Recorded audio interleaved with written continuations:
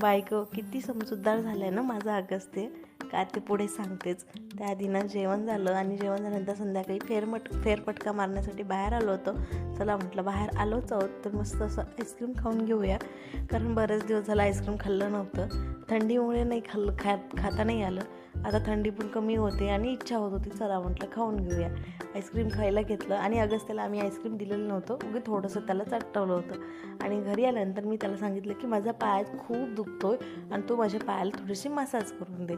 तर त्याला आम्ही जसं की त्याच्या पायाची आम्ही जशी मसाज करतो ऑइल लावून, तसंच त्याने ड्रेसिंग टेबलमधलं ऑइलची बॉटल घेतली, तेलाची बॉटल घेतली आणि माझ्या पायाला मसाज करायला घेतलं. आणि हेच म्हणते की मी किती समजूतदार आणि किती मोठा झाला आहे माझा अगस्त्य, की जेणेकरून इतकी छान मसाज करून दिलं.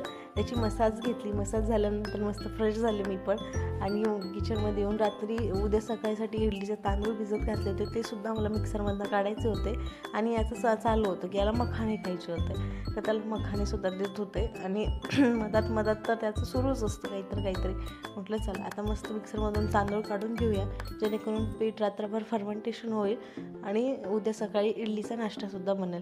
कारण उद्या सुट्टी असल्यामुळे, शनिवार असल्यामुळे काहीतरी वेगळा मेनू म्हणून केलेलं होतं. चला आजचा ब्लॉग कसा वाटला, आवडला असेल तर लाईक करा, चॅनलला सबस्क्राईब